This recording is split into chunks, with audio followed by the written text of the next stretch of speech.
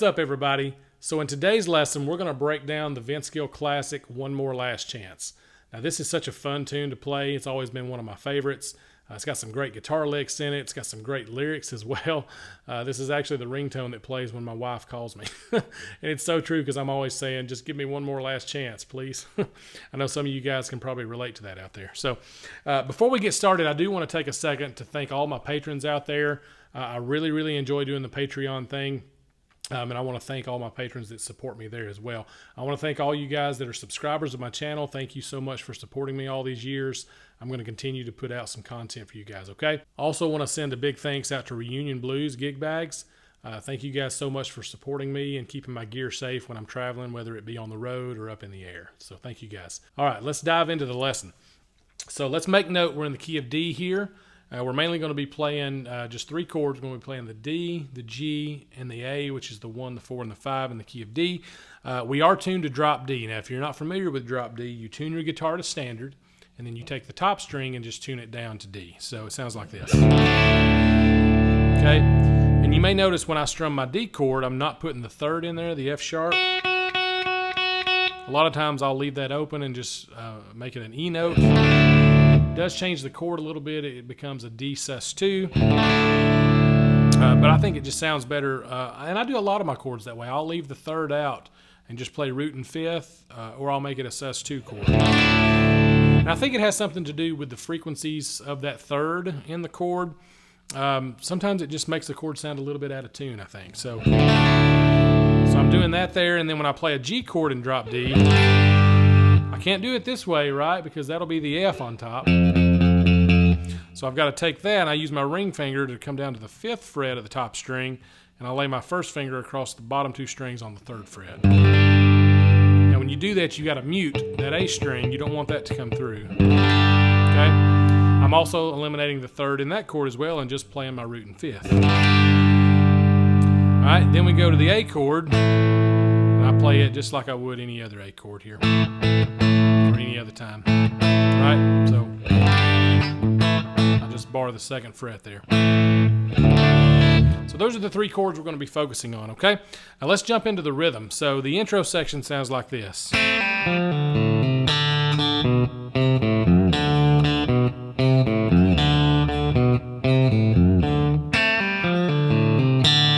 Okay, let me break that down. Now, I'm playing this just a tad different than Vince does it, but I'll show you what I'm doing here. So this first lick, I'm actually thinking out of the D7 shape, because instead of playing a D note, I'm playing a C note, which is our flat 7. So, okay, what I'm doing there is I'm doing a pull off. I'm playing 1 on B string with my first finger, playing 2 on the G string with my middle finger, and I'm pulling off to open. Okay? So, and then grabbing the 3rd fret with my middle finger on the D string, doing a pull off to open there as well. Then playing open A and doing a hammer on to 3, and then playing the open D. So, okay, that's the first part of that lick. Then we've got, I think Vince does this. I think he goes to that A. I've just always been drawn to go back to the D because it brings out the root of that chord. Now you can go to the A because that's the 5th of the D chord, and it'll still sound okay. But it's more natural for me to go and resolve on that D. So that's what I'm doing.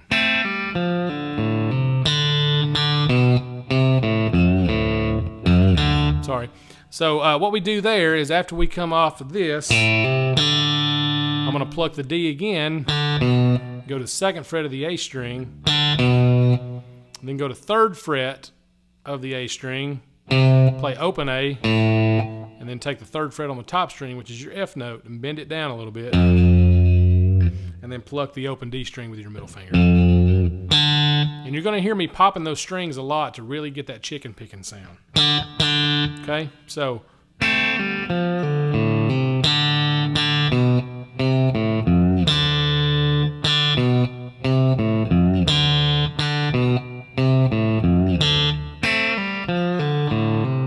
okay, so you just repeat that little phrase over and over.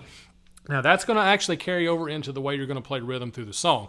Let me just kind of play the verse real slow for you, and I'll show you how I play the rhythm to the verse. So coming out of that intro.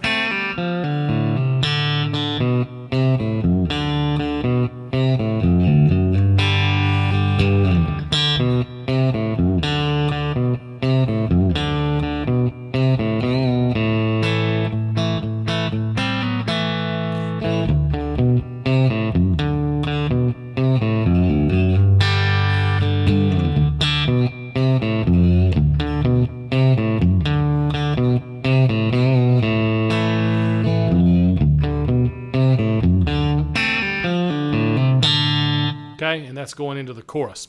So that's how I would play the verse section. I'm also going to play the chorus section very similar to that, pretty much the same stuff. That the chord changes are a little bit different in the verse. But I'll put tabs for this lesson over on my Patreon page. There'll be a link in the description box below for you.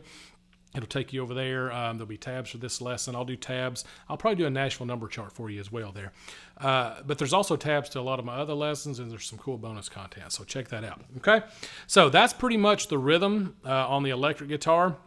And if you're playing acoustic guitar, you're just going to be doing a strumming pattern. But for the electric guitar, you're going to do that real percussive rhythm there for you. So, all right, let's jump into the solo. All right, I'm going to play the first part of the solo for you, and then we'll break it down.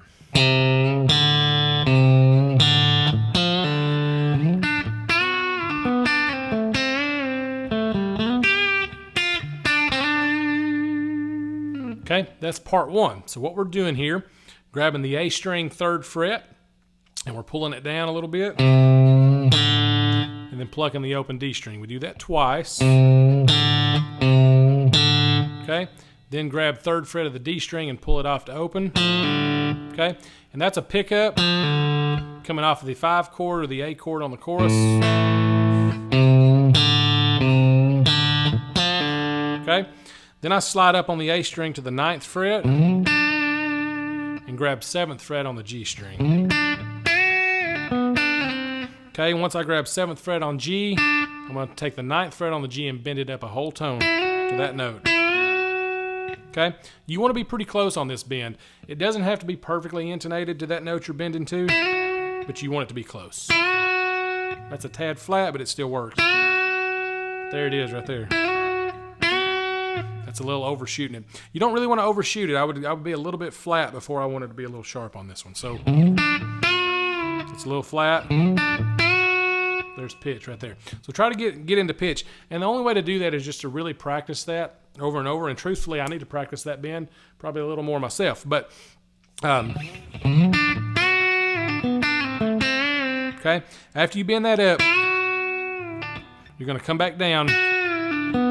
Going to pull off to 7 on G, and then go to 9 on the D string. Okay, then you're going to take the G string 7th fret, slide it down to the 5th fret. Okay, then you're going to pluck the 7th fret on the D string, then play G on 5 again and bend it down to the root. This is the flat 7, which is the C note, flat 7 of D. So I do 2 bends down, and I'm pulling it down to the pitch to the D. Right? So it's actually just 1 bend. Okay? Then I play 7, 5 on D. Slide from 7 to 9 on D.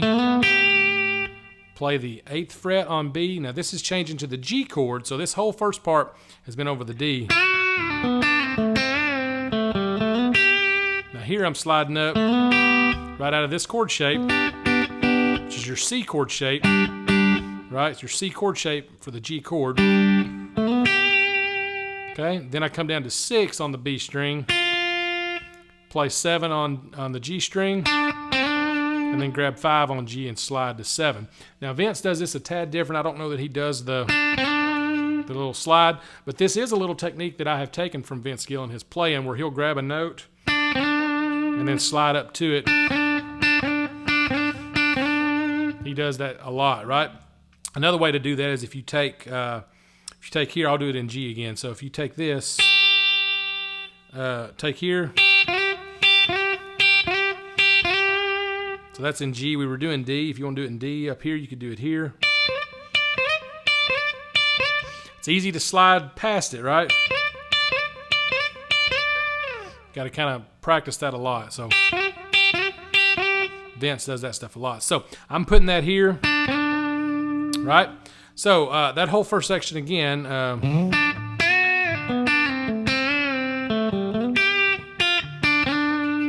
Okay, next section.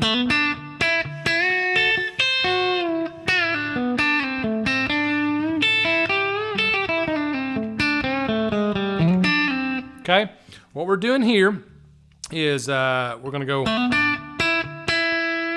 This is another one of those bends. You want to get it pretty well close, as close as you can get it to that note right there.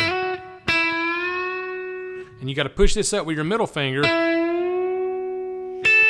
And you got to hold it up while you grab the 10th fret of the B and then the 8th fret of the little E. And then bend it back down. Okay, so and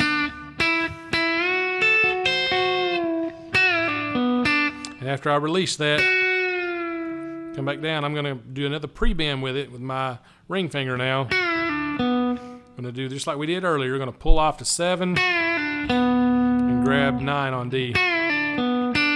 Slide back down from the root, from the D note down to the C note, 7 to 5 on G. So grab the 7th fret on D. Okay, so and then play 5th fret on G. Now we're ready to play over our A chord, and this sets us up perfectly to be in our A minor pentatonic box here. So, okay, what we're doing here is we're bending up 7th fret on the G, and then we're catching 5th fret on little E, 5th fret on B. Then we're playing our B string, 8th fret, bending it up a whole tone to that A note. So,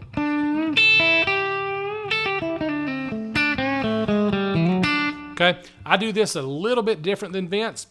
And these licks, you know, I want to get them as close as I can get them to the record because I want it to be familiar for the listener. But if I need to change something around just a little bit to make it a little more comfortable for me to play and for me to be able to nail it when I play it live, then that's what I do. And by all means, I'm encouraging you guys to do this. Learn the solo, learn it as close as you can, but if there's something in the solo that you can do that's a little more natural for you and it's a little more comfortable, do it that way, right? Unless you're playing for the actual artist, you know, and obviously Vince does his own solo on this, but if I had an artist gig and I was playing for somebody and they said I need it note for note identical to the record, then that's what you do if you want to keep that gig, right? But when you're playing in cover bands and stuff, you know, do your own thing. You know, keep it as close to the record as you can and put some of your own stuff in there as well. So, all right, where were we at here? Went off on a tangent there. All right, so over the A section.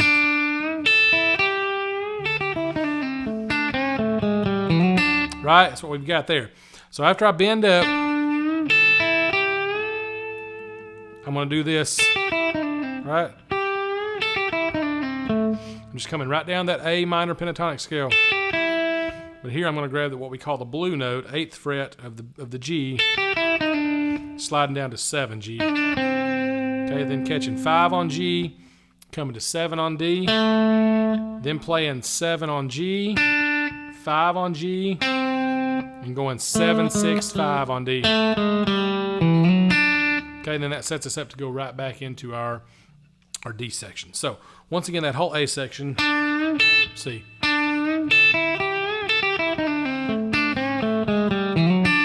Okay, coming into the D section, I'm going to slide from 7 to 9 on the A string, and then catch our root D here on the 7th of the G, and immediately slide down to the flat 7 on the 5th fret G. So that's the next part, sliding down, and I'm putting some ghost notes in there. And ghost notes are just where you're plucking a string and muting it, so you're not actually hearing the note come through. It's more of a percussive thing.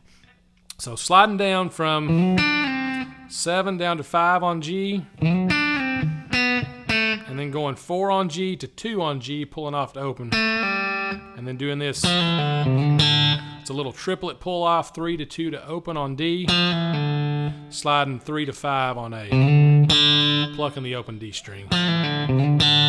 Okay, so that part slowly.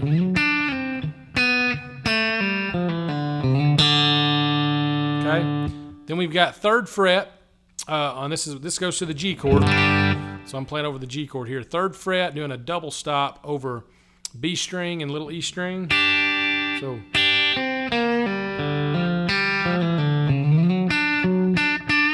that's this lick. So double stop, 3rd fret, B and E. Playing the G string, 5th fret, 3rd fret, pulling off to open. Grabbing the D string, open. Hammer on to 3rd. Open G string. Okay.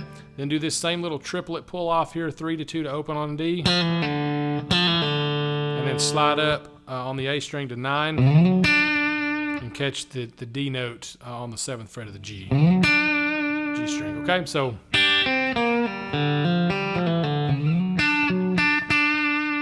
okay, and then this last lick is totally different than what Vince does. This is just where I'm incorporating some of me, some of Colton into this solo. And I'm going to show you, these are actually licks that I've showed you in my quick lick series, and I'll show you. So on this last lick,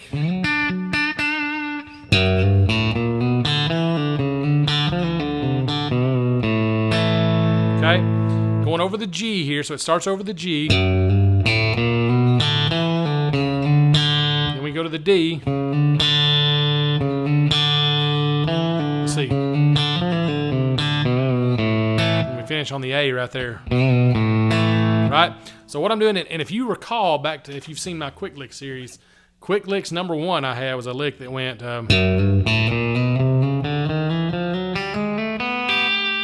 right in the key of G. Now I did it down here because I wasn't in drop D, but I'm just compensating for the drop D. So what I do is I'm hammering on from 4th to 5th on the top string, playing the A string open, and then 1 to 2 sliding on the A string,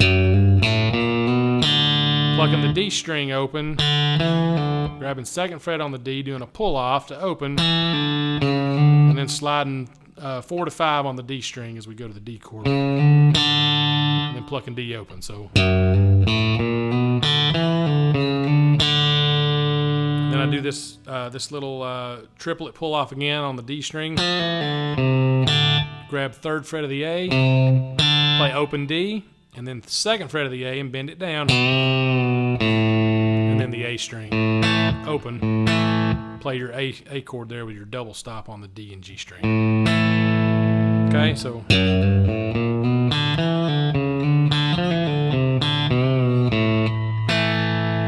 then going to the D chord.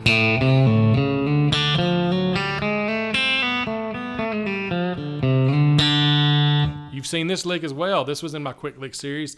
This was a Johnny Highland lick that I ripped off of Johnny. So let's see. That's right. So this last lick coming off the A, I grab the A string open, grab it on the 3rd fret, do a pull off to open, and then go into this. Okay, what I'm doing is doing a hammer on from 4 to 5 on the A string, pluck open D, then do a hammer on 3 to 4 on D string, pluck open G, then do a hammer on 1 to 2 on the G string, play the B string 1st fret, pull it off to open, and then play 2nd fret down here on the G string. So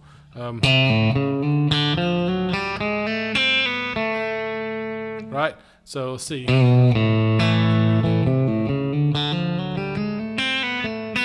After I play 2nd fret on G, play that open B again, do this triplet pull off, this time 2 to 1 to open on the G. Grab 3rd fret on the D string, bend it down, open D, and then slide 3 to 5 on A, and pluck your open D. Okay, so that's the whole solo. Man, that was, I'm not gonna lie, it was kind of difficult to break all that down. So, now I don't know if you've seen it now, I've got a fly flying around the room here. So, anyway, thank you guys so much for hanging in there with me. If you've made it this far in the video, really appreciate y'all's support. Hope this lesson has been helpful for you. Hope you guys have enjoyed it. Go ahead, if you haven't already done so, hit the subscribe button down below, hit the like button on the video if you like this video, and click the link in the description box below to head over to my Patreon page. All right, I'll see you guys real soon on the next one. Thanks.